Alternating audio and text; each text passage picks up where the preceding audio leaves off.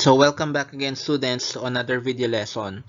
So for our next video lesson, after natin i-discuss yung introduction to relations and functions, so let's have domain and range of a function. So our lesson objectives, we will define domain and range of a function.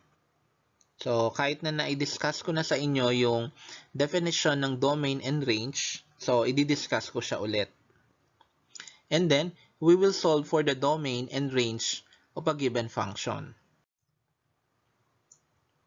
So let's have the definition of domain and range.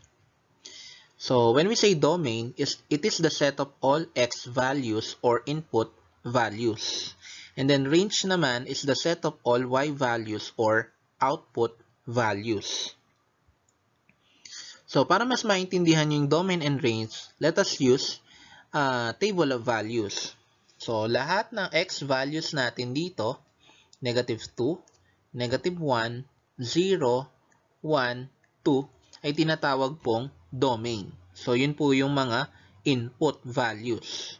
And then, kapag may in-input tayo, of course, meron tayong output. Yun naman yung range natin. So, yung negative 7, negative 5, negative 3, negative 1, tsaka 1.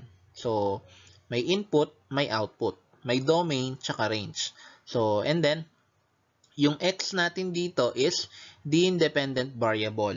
So, and then yung y is the dependent variable. It's because nakadepende po kasi sa value ng x ang magiging value ng y. So, and then, kapag walang value yung x, wala din pong value yung y. So, domain and range of a function. The domain of a function f of x or y is the set of all values for which the function is defined.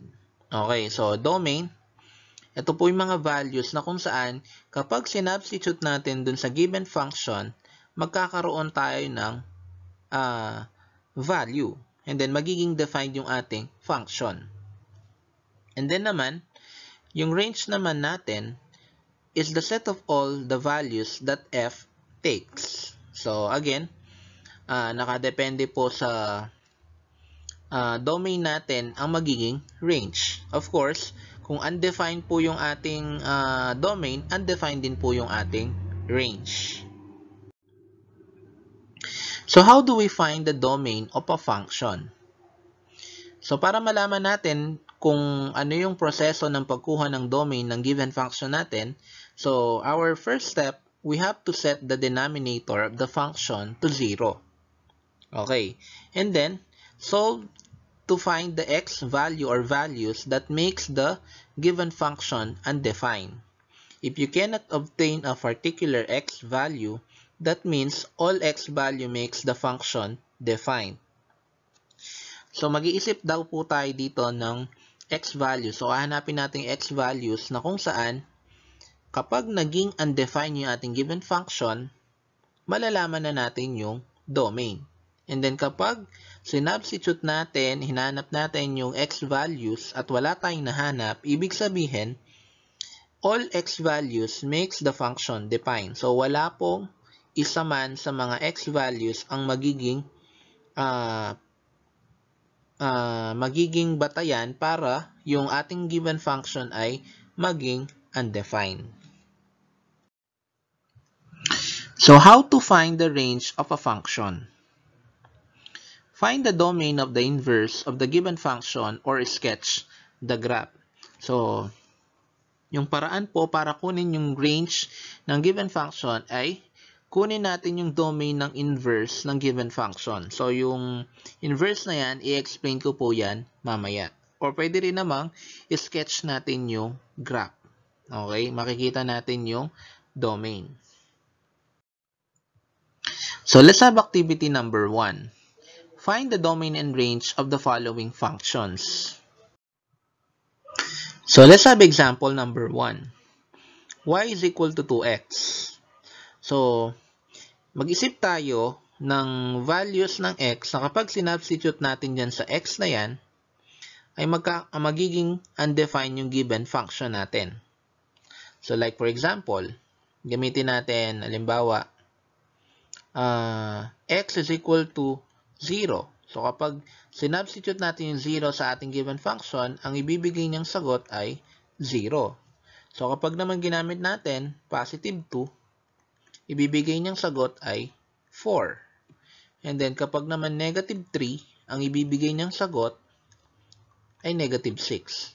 So kung papansinin natin, anuman ang isubstitute natin sa given function natin dun sa x, magkakaroon po siya ng sagot. Ayan, 0, 4, tsaka negative 6. So, ibig sabihin, yung domain po natin will be x such that x is an element of R. Okay, so ibig sabihin, walang exemption po sa ating x values na magiging undefined yung function. So, lahat po ng x values pwede. And then, paano naman yung range? So, yung range po, so ang gagawin lang natin, kukunin natin yung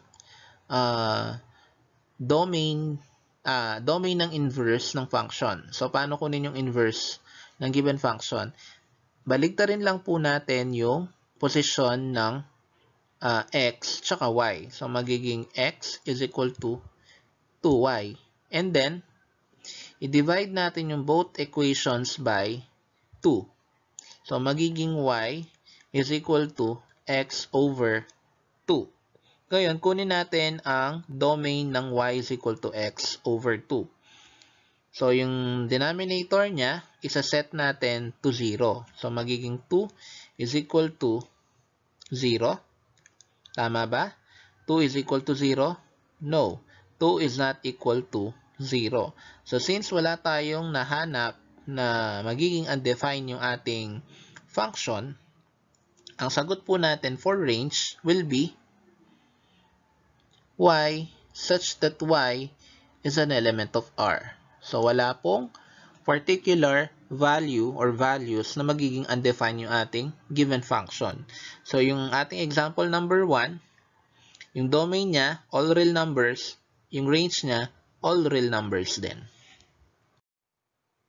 So, let's have example number 2. Y is equal to negative x plus 8.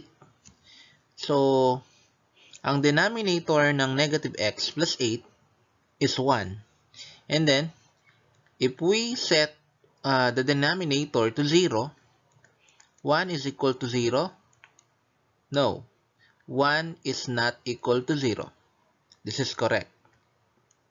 Therefore, there are no particular or specific values that will make our function undefined. Basically, yung domain natin, x such that x is an element of R. Or, pwede nating isulat as all real numbers. And then sa range naman natin, so y is equal to negative x plus 8. So, kunin natin yung inverse ng given function. So, pagpalitin natin yung posisyon ng y and x or x and y. So, magiging x is equal to negative y plus 8. And then, yung next na gagawin natin is ililipat natin yung positive 8 sa left side. So, magiging x minus 8 is equal to y. Or pwede rin nating isulat as y is equal to x minus 8. Okay. So you can see, yung ating nakuhang inverse function is y is equal to x minus 8. So, ang denominator nito is 1, di ba? And then, kung i-rewrite natin, ay isa-set natin yung denominator to 0, babalik lang tayo kanina. 1 is equal to 0? No. 1 is not equal to 0. So, this is correct. So, therefore, our range y such that y is an element of R. So, kagaya ng domain, all real numbers, yung range din po natin, all real numbers. So, wala pong particular value or values of x na magiging undefined yung ating given function. So, yung next example natin, y is equal to 3 over x. As you can see, yung denominator natin, variable na siya, hindi na siya constant. So, let's have the process number 1. In step 1 natin, we set x to 0. So, x is equal to 0. So, therefore, this is the only x value that will make our given function undefined. So, i-substitute lang natin y is equal to 3 over 0. And this is undefined.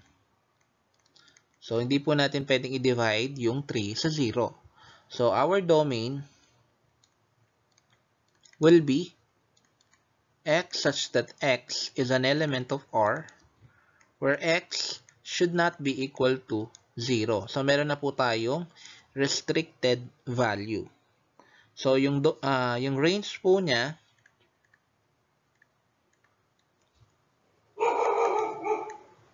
y such that y is an element of R where y is not equal to 0. So, paliwanag natin bakit ganyan yung range niya.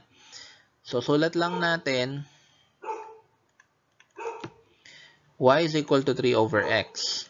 And then, pag pinagpalit natin ng pwesto ng x and y, magiging x is equal to 3 over y. And then, imumultiply natin siya ng y. Magiging xy is equal to 3, diba? And then, i-divide natin yung equation by x. And ang ending niya, y is equal to 3 over x pa rin. So, kagaya ng ating original function. So, kaya, kung ano yung domain ng function natin, yun din po yung range. Next, example number 4. Y is equal to 7 all over x minus 5. Okay. So, binomial na yung ating denominator. So, magiging x minus 5 is equal to 0. And then, we need to remove negative 5 from left side. Dali natin siya sa right side. So, we need to add 5 to both sides of the equation. So, magiging x is equal to 5. Which means, so, the x value that will make the given function undefined is equal to 5. So, ito siya, 7 over 5 minus 5. And 5 minus 5 is 0. Thus, this is undefined. So, yung domain po natin will be x such that x is an element of R where x is not equal to 5. Next, yung range naman natin, so sulat lang natin y is equal to 7 over x minus 5. And then, interchange natin yung position ng x and y. So, x is equal to 7 over y minus 5. And then, i-multiply natin yung whole equation by y minus 5. Magiging xy minus 5x. Okay? So, kasi multiply yung x sa y minus 5, and that is xy minus 5x equals 7. Okay, next. Ang gagawin natin, yung negative 5x, dalhin natin sa right side, magiging xy is equal to 5x plus 7. And then, i-divide natin yung both sides by x. So, that will become y is equal to 5x plus 7 over x.